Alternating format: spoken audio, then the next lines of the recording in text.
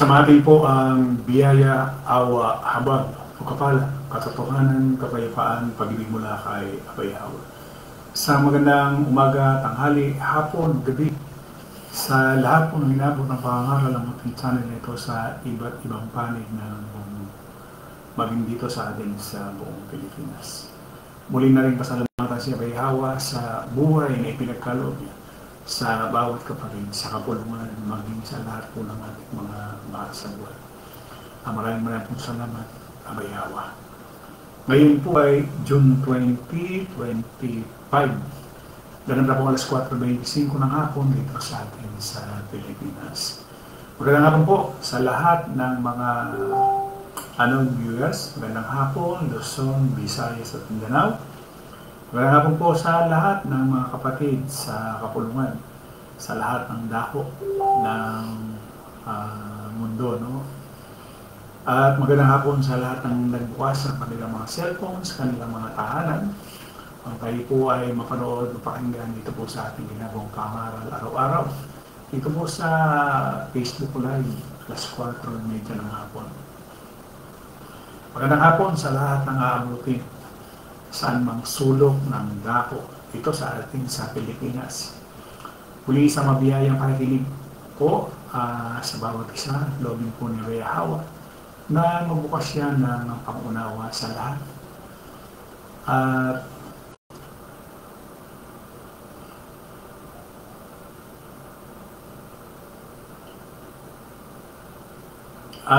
Tayo po ay nasa kalimang bahagi na, no? Doon sa ating paksa, hindi po doon sa unang Korinto 13, 1 hanggang 13, ang pag-ibig ay nakahigit sa lahat ng kaloob. So, yun. Tayo po ay nasa kalimang bahagi na, araw po ng Biyernes. At ang oras po natin, alas 4:27 na. Magandang hapon, Sister Ging Macar, Sister Lori Calderon, Bradwell Fred Bedes, at kanyang mga magulang, no? At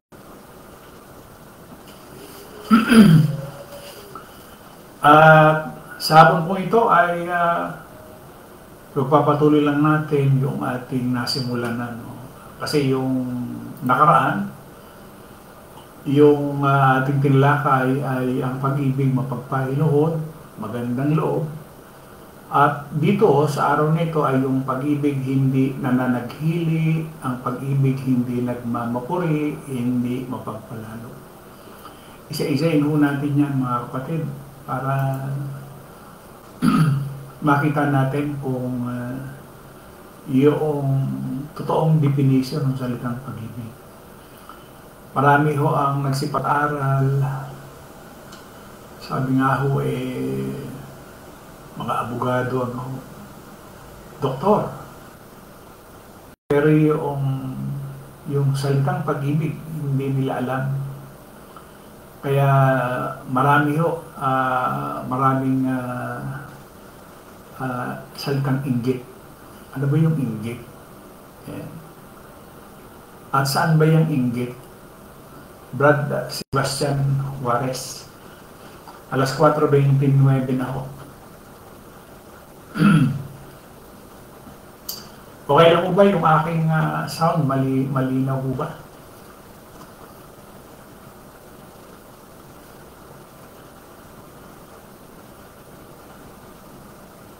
Meron na tayong 10 viewers.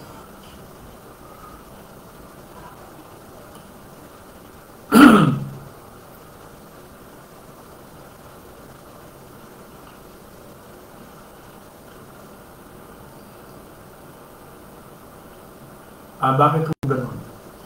Maraming tao ay sabihin na natin may pera na, mayaman na, pero nakukuha pa rin mainggit na. Ayan, para maintindihan natin. Kasi walang ibang magpapaliwanag ko niyan, kundi yung si Abay Hawa. Kung panglaman lamang na katuruan o katuwiran, wala ko tayong mapapala. So talagang spiritual yun. So yun po, alas 4:30 na ho. Tuloy na ho tayo na ho. Doon sa unang Korinto 3:3, sabi dito,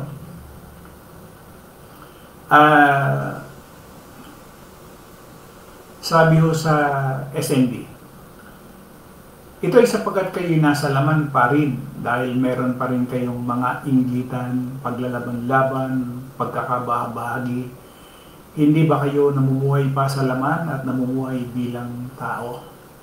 So, ibig sabihin, pagka merong inggit sa isang tao, ibig sabihin, siya ho ay nasa laman. Likas, katutubo, instinct, sa isang taong nasa laman ang salitang inggit. Ano?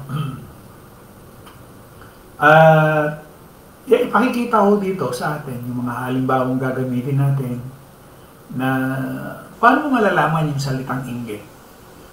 Kasi kung tatalakayin natin o ngayon lang natin tinatalakay itong bagay na ito, kasi nga ho, ang ibig sabihin ng salitang pag-ibig, ang pag-ibig ay mapagpahinuhod, magandang loob, ang pag-ibig hindi nananaghili.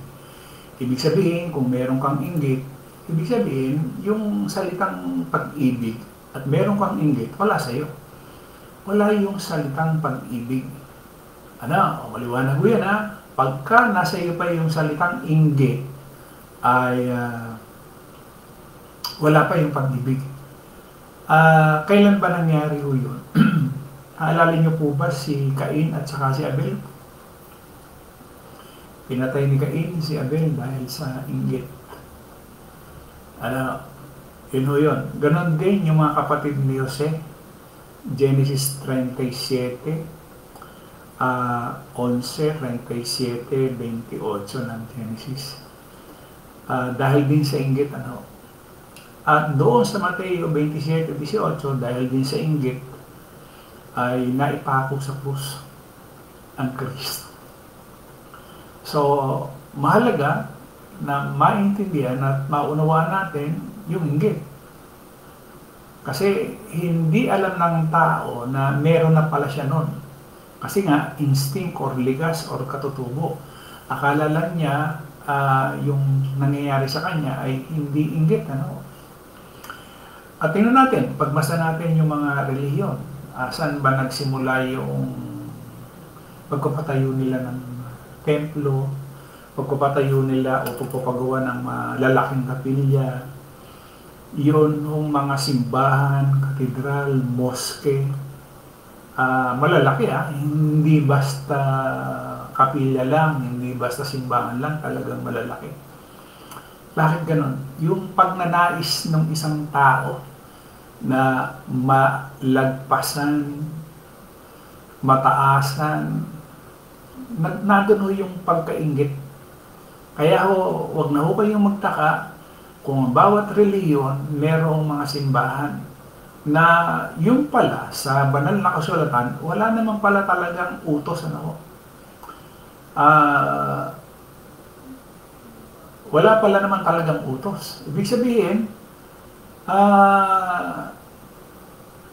hindi talaga naiintindihan ng maraming tao yung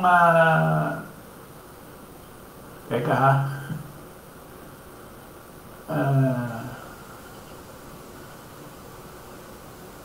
asan yung ating mga kapatiran? Teka lang. Ayan.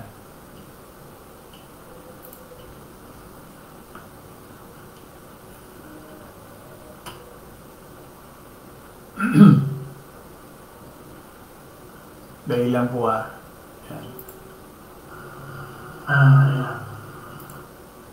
Ayan. Dito yon. Si Brad Rodelio Nava, Sister Lori Calderon, Lolita Corsiga, Leonardo Corsiga, Brad Noli Tungkua, Elizabeth Dens, Lisa Indinibli Corsiga, Brad Jesse Juarez. Ayan. So nakita ko na dito sa aking monitor wala So, tuloy ko, bakit nagkaroon ng malalaking simbahan, kapilya, dahil sa inggit? Hindi nila matanggap sa sarili nila na kaya nangyari na nagkaroon sila ng malalaking simbahan dahil sa inggit. Yung kinukwento ko nga sa inyo dito sa aming lugar, malapit dito, merong nakatayo na isang simbahan ng Mormons. Yung bandang katabi banda ho ng Mormons, isang maliit na kapilya ng ALC. Dumating yung panahon, nakalipas ang ilang taon, nagpagawa ang Iglesia ni Cristo ng mas malaking simbahan, kapilya. Mas malaki doon sa Mormons. Anong dahilan? Inggit. Kaya sinasabi ni Santiago, sabi niya,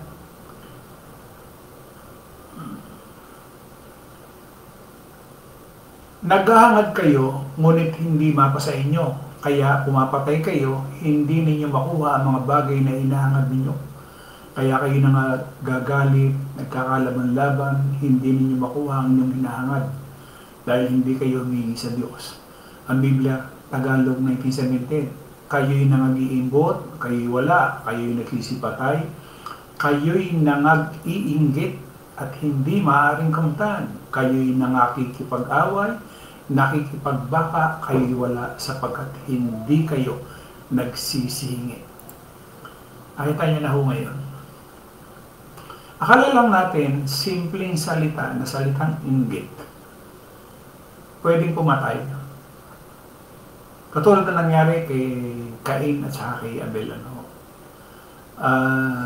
Yung nangyari sa Kristo, yung nangyari kay Jose, na mga kapatid pa man din niya. Pwede. Kaya nga ho, nakikita na natin yan sa reliyon, yung salitang inggit. Bakit pa maraming mga bahay, mansyon, ang naglalakihan? Anong dahilan? Para saan? Nung tayo nasa laman, hindi natin maiisip yan kasi iniisip natin, komportabling bahay, may komportable tayong uuwian. Kaya lang dumating yung pagtawag, ipinakita ni Abayawa na yung mga ipinagawang bahay, nagiging hungkag. Lalo na pagka ikaw ay matanda na, tapos natitira na lang, kayong dalawang mag-asawa na lang, at minsan nag-iisa ka na lang. Doon mo makikita ngayon na yung ipinagawa mo na 3 hanggang 4 na palapag,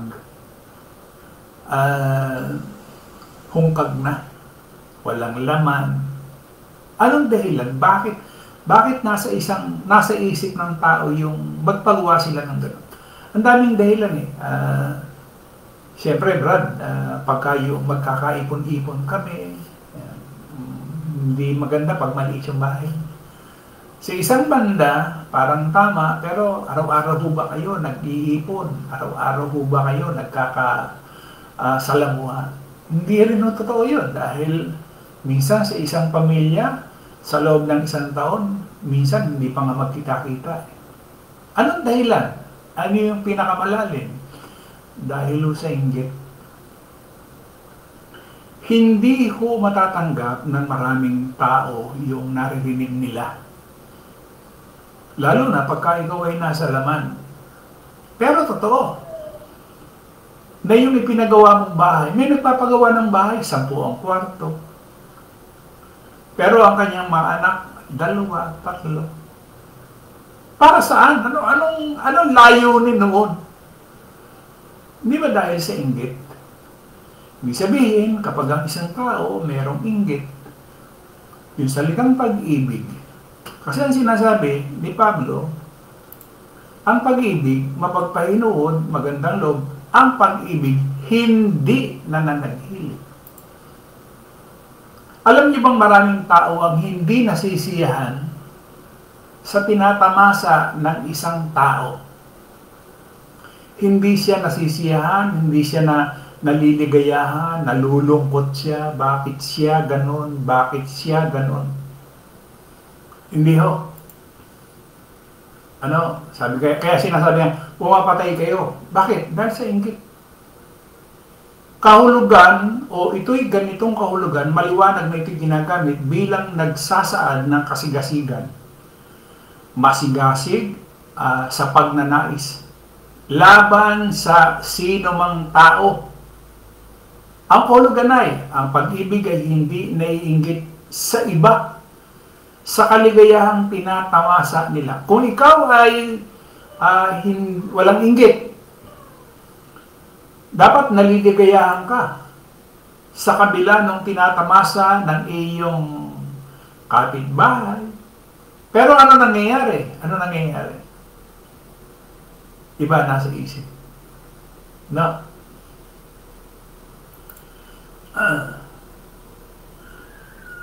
Yun hong halimbawa katulad ng mga anak niya nakatapos, magaganda ang trabaho, kinaiinggitan rin yan. Hindi ba? Sasakyan. Siyempre, pag kami maganda ang trabaho, mabibili mo gusto mo. Hindi ba? Pag may nakatapos ka, maganda yung trabaho mo, sa tingin ng marami, siyempre, iba yung buhay mo o lifestyle mo. Pero, hindi lang alam ng marami na habang ang isang tao ay naiinggit, pinaparusahan niya lang yung kanyang sarili. Akala ng maraming tao, katulad natin, nakikita lang natin yung mga reliyon, magagandang kapilya, magagandang bahay ng mga pinuno. Akala lang natin, pero buhay na buhay yung inggit sa kanila, kaya wala rin eh. Hindi rin maganda yung naging buhay ng mga tao yan. Ano? At alam nyo ba na sabi nga maaring nasasabik ng higit na kayamanan doon. Alam ba, nakita natin, mayaman, maganda, gwapo, tagumpay. Nakita natin si MVP, ano?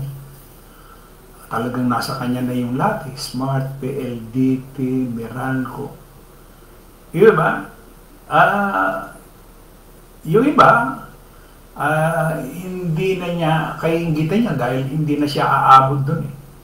Pero kalimitang kinaiinggitan ng isang tao yung katulad niya. Di ba? Ano yung katulad niya? Halimbawa, doktor, kapwa niya doktor, kapwa niya abogado, kapwa niya guro, kapwa niya mangangaral. Yun yung kinaiingitan. Pero maraming tao hindi na naiinggit sa isang pangulo dahil hindi na sila magkalibil eh. Ang kalimitang inggit, nangyayari yan dun sa kalibil mo. Isa kang abogado, kinainggitan mo abogado. Isa kang guro, kinainggitan mo isang guro. Isa kang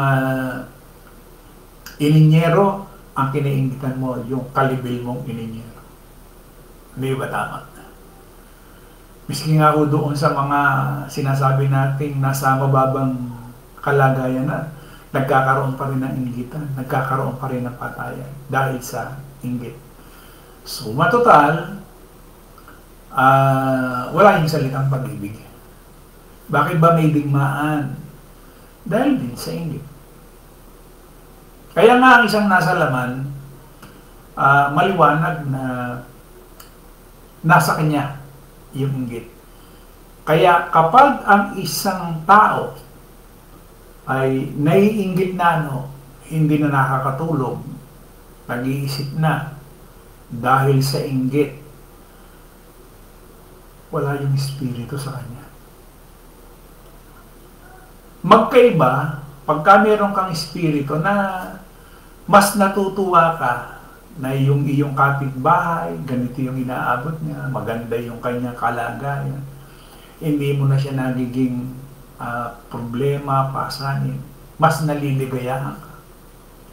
Pero pagka ikaw mapait na, habang nakikita mo yung kapitbahay mo, ilan ang sasakyan, ang ganda ng bahay, Yung mga anak nagsisipag-aral, samantalang ikaw, ando na, wala ka ng katiwasayan nun. Yun na ho yung inggit. No? Kasi iniisip mo, bakit itong taong ito, ganito. Kaya sinasabi natin, yung isang doktor, naiinggit sa kanyang kapwa doktor. Dahil doon sa tagumpay na inaabot niya. Yung isang abogado, naiinggit dahil doon sa kanyang kalagayan bilang isang abogado. Yung iba naiinggit dahil maganda yung mukha, guwapo yung mukha. Di ba? Yung iba naman doon sa mangangaral. Dahil ang bika, ang talino. Di ba? So, doon pa lang makikita natin na meron pala talagang inggit. So, ibig sabihin, pagka ang isang tao naiinggit, wala yung salitang pag-ibig. No? Kasi nagiging karibal niya eh. Nagiging karibal. Kung wala kang inggit sa iyong kapitbahay, maaaring nagagala ka dun sa kanilang kaligayahan. Hindi natin sila dapat kainggitan, di ba? Hindi sila dapat kainggitan dun sa tinatamasa nila. Dahil kahit masama ho, binabahagi na niya Yahweh. Kahit masama, binabahagi na niya ng mga sinasabing araw, ulan. Di ba? Masama ho yan, ha? Alam natin. So, yung pag-ibig, dapat wala yung inggit. Ang isang taong naiinggit, hindi na siya nagiging produktibo at nakakapinsala na dahil doon sa salitang kasalanan. Akala lang natin yung salitang inggit, isang maliit na kasalanan lang. Hindi ho, pumapatay ho yan. Akala lang natin maliit. Hindi ho, papatay at papatay ho yan. Maparelihiyon, mapagobyerno, pagka pumasok na yung salitang inggit, papatay yan. Magpapatay, magpapapatay. Hindi ba? So, maliwanag mga kapatid, dapat wala yung inggit. Yung salitang pag-ibig, ang sabi niya, ang pag-ibig mapagpahinahon, magandang loob, ang pag-ibig hindi nananaghili. Ang pag-ibig hindi nagmamapuri. Ano yung nagmamapuri? Meron binabanggit doon sa Mateo, sabi dito, sa 6, pag-ingatan ninyong hindi pakitang tao ang pagtupad ninyo sa inyong mga tungkulin sa Diyos. Kapag ganyan ang ginawa ninyo, wala kayong matatamong gantimpala buhat sa inyong Ama na nasa langit. 2, kaya nga kapag nagbibigay ka ng limos, huwag mo nang ipag-ingay pagaya ng ginagawa ng mapagkunwari sa mga sinagoga at sa mga lansahan upang sila'y purihin ng mga tao. Tandaan ninyo, tinanggap na nila ang kanilang gantimpala. 3, sa halip, kapag nagbibigay ka ng limos, huwag mo nang ipaalam ito, maging sa matalik mong kaibigan. Gawin mong lihim ang iyong pagbibigay ng limos at ang iyong Ama na nakakakita ng kabutihang ginagawa mo ng lihim, hindi lantad, ang siyang magbibigay ng gantimpala sa iyo. Ano ba nakikita natin sa relihiyon? Pinakikita nila. Walang lihim. Naka-televised, naka-cellphone, video. Lahat ng ginagawa. Pakikita natin, maraming kumikita dahil doon sa kanilang ginagawa, namimigay ng ganitong halaga, tumutulong, nagbibigay.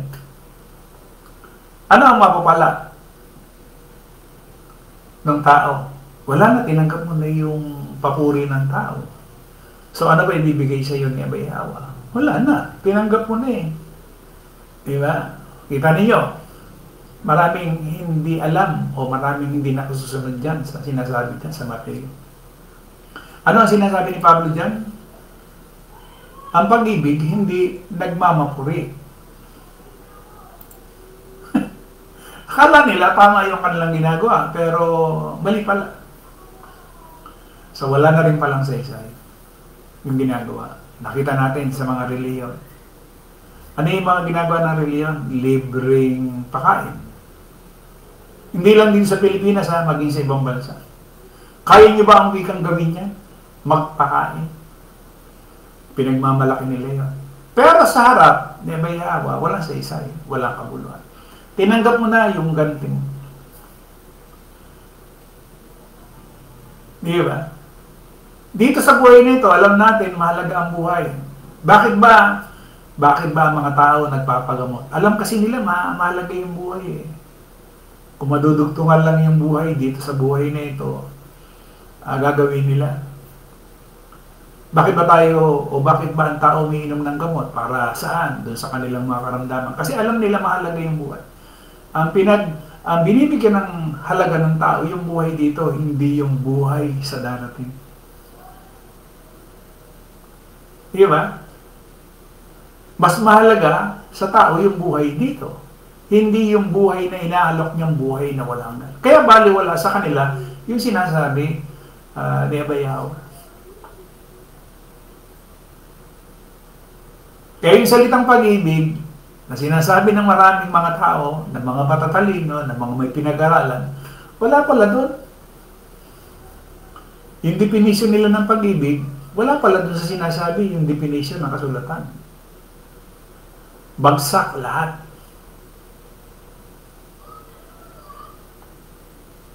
Kasi yun lang alam nila eh. Bakit to? Bakit ganun lang alam nila? Kasi nasa laman.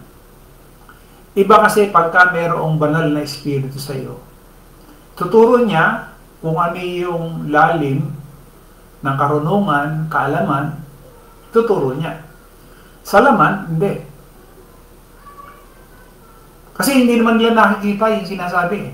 Pero mo, sa tao, kinakailangan ipakita mo, nagmamagandang loob ka sa iyong kapitbahay, sa iyong sinasabing kapwa. Yun, pinakikita mo. Pero, sa kasulatan, pagka ikaw ay tutulong, hanggat maaari, itago mo, huwag mo ipalam, kahit doon sa pinakamatalik mong kaibigan, yun daw binigay nung kanan, huwag malaman nung kaliwa, vice versa. Kaya man tanggapin ang laman? Hindi. Ilalantad pa niya. Minsan, sa karamihan pa ng tao, yung pagtulong niya, so yung nakakita, halimbawa, nakakita niya limang pirasong tao, ang sasabihin ng 5 pirasong taong yun, mabait. Yung tao na yun, dahil binigyan, tinulungan. Pero sa kasulatan, iba. Ang sinasabi niya, kaya nga kapag nagbibigay ka ng limos, huwag mo nang ipag-ingay pa, gaya ng ginagawa ng mapagkunwari. Ay di, mapagpaimbabaw ka pala. Ang tawag sa iyo, mapagpaimbabaw, mapagkunwari. Kasi pinakita mo eh. Di ba? Ipinaalam mo. So talagang napakalaki talaga ng pagkakaiba noong nasa laman at saka yung meron kang espiritu. Malaki. No? Kaya sabi niya doon sa 23 ng Mateo, kahabag-habag kayo, mga tagapagturo ng kautusan at mga pariseo, mga mapagkunwari. Nagbibigay kayo ng 10 bahagi ng maliliit na halamang tulad ng yerbabuena, ruda at linga. Ngunit kinaliligtaan naman ninyong isagawa ang mas mahahalagang turo. Ano yung turo sa kautusan? Yun daw katarungan, pagkahabag at katapatan. Yun ang ayaw nilang turo. Dapat nyong gawin ang mga ito. Alin? Yung katarungan, pagkahabag, katapatan. Dapat nyong gawin ang mga ito nang hindi kinaliligtaan ang ibang mga utos. Nagbibigay nga ng ikapo. Noong Yerba Buena, Anis, Comino. Pero may kinaliligtaan naman. No. O, ayun. So, maliwanag mga kapatid. Ano pa yung isa? Ang pag-ibig ay mapagpahinuhod, magandang loob, pag-ibig hindi nananaghili. Ayan, take up na natin. Ang pag-ibig hindi nagmamapuray. Ayun. Hindi mapagpalalo. Dapat hindi mapagmataas. Palalo. Diba? Dapat hindi ka mapagmataas. Kasi maraming tao, lalo pagka nakakaangat ka sa buhay, iba yung tingin doon sa level ng mabababa o sa mahihirap. Malaki ang pagkakaiba. Tingnan nyo halimbawa yung mga senador, yung congressman na kumagasta. Pero ang nagpapasweldo sa kanila, taong bayan. Pero kung tingin nila sa sarili na parang itsura sila ng mga hari. Ganon din yung Pangulo, yung pangalawang Pangulo. Ang nagpapasweldo lang naman dyan, taong bayan eh. Di ba? Yung mga mayor. Pero tingnan ninyo kung mag-aasta sila. Anong tawag mo ng kasulatan dyan? Ha? Hindi mapagpalalo o mga palalo.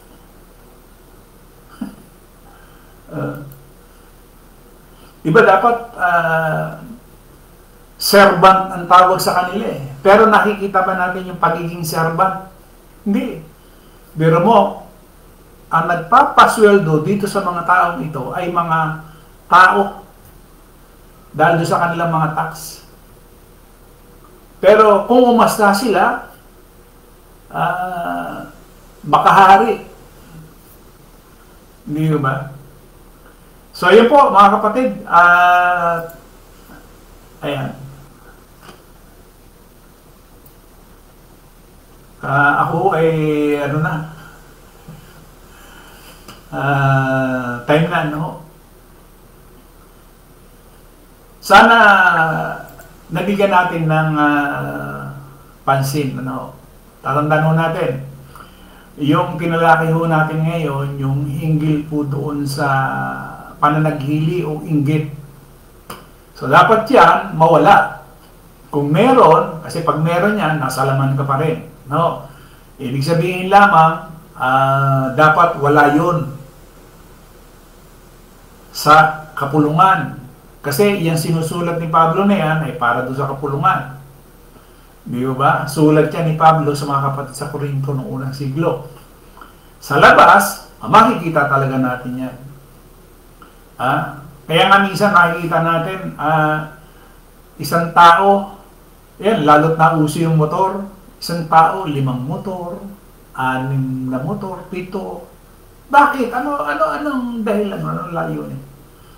Dahil sa inggit, kinakailangan walang katulad siya. Hindi ba?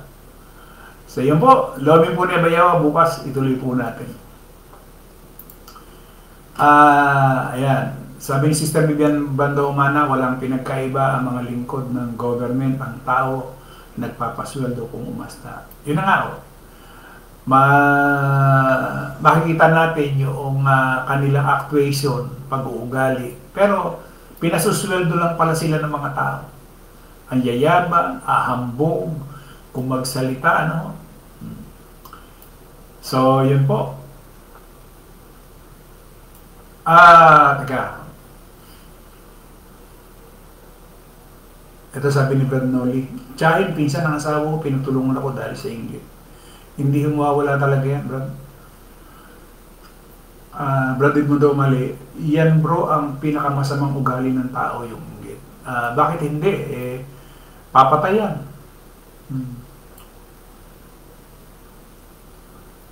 Ayan. Dahil sa inggit, sabi ni Brad Noli, muntik na akong napatay ng mga kadugo ng asawa ko.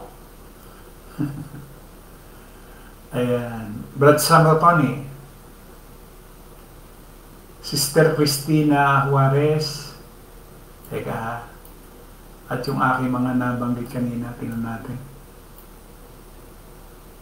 Sebastian Juarez, Leonardo Corsiga, Lisa Indeminli Corsiga, Jen El Juarez, Sister Chris Grisola, magandang hapon.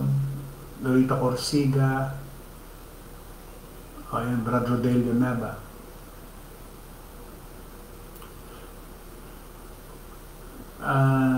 Watching from New Zealand, si Brad Rodelio. Sister Elizabeth Benz, magandang hapon. Brad Jesse Pares. Ezekiel Umali. Tingnan ninyo kung ano, hindi ko na naman makikita ito.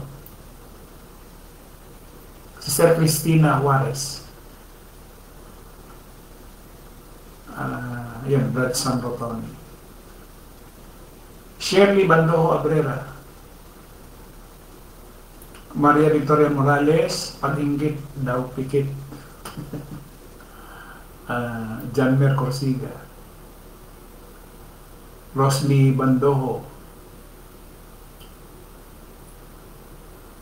Carlo Roll. Bro, tanong, inggit na pang spiritual meron ba? Spiritual nga yan, bro. Kasi, piskiyo yung 10 kautusan, spiritual. Lahat yan kasi spiritual. Kaya sinasabi nga niya doon sa Juan 6, sa laman, walang anumang pakinabang, ang aking mga sinasalita sa inyo ay pawang espiritu at pawang buhay. So, wala talaga spiritual. Sister Maria Victoria, expose ang pagtulong sa mga reliyon, bro. Dahil nga ho yan dun sa pagmamataas. Ano sabi nga ho doon? Pagmamapuri, pinagmamapuri nila. Tinan ninyo, pagka ikaw ay tumulong na walang ibang nakakaalam kundi si Abay Hawa, tinan ninyo yung ibinabalik sa kapatid.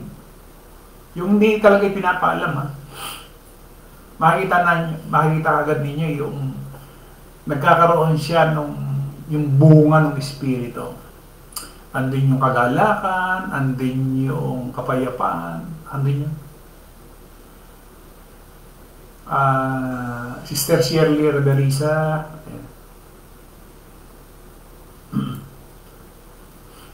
Sino pa ho? Yun lamang po.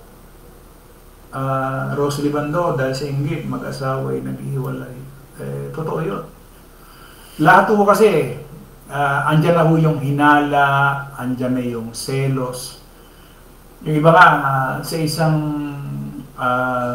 sabi nga ho, isang version, yung salitang inggit, selos pa nga. Dahil sa laman. Nangyayari lang yan dahil sa laman. Pagka wala talaga yung banal na espiritu, talagang mangyayari. So yun po mga kapatid, lobby po na Abay Hawa bukas. Diyan po sa ating pagtatapusan 13:05, hindi nag-uugaling mahalay, hindi nahanap ang kanyang sarili, hindi niyayamot, hindi naalumana ang masama, hindi nagagalak sa kalikuan, kundi nakigalak sa katotohanan. Ayan, isa-isa nun natin pa yan bukas kung lolobin na Abay Hawa. Muli, maraming salamat. At loobin na Abay Hawa bukas, ituloy po natin. Sa isang Diyos na ating tagapagligtas sa pangalan ni Abay Hawa, sumakanya nawa ang kalwalatian, ang karangalan, ang paghahari at ang kapangyarihan sa kauna-unahang panahon ngayon at magpakailanman siya nawa. Patuloy po tayong ingatan, gabayan at pagpalain ni Abay Hawa sa spiritual sa bawat segundo, minuto, oras na ating pong nilalagi sa mundong ito. Maraming pong salamat sa lahat po ng ating mga nakasama, sa lahat ng ating mga kapatid sa iba't ibang panig ng buong mundo. At ganoon din sa ating mga viewers. Maraming pong salamat. Isang magandang hapon po sa ating lahat.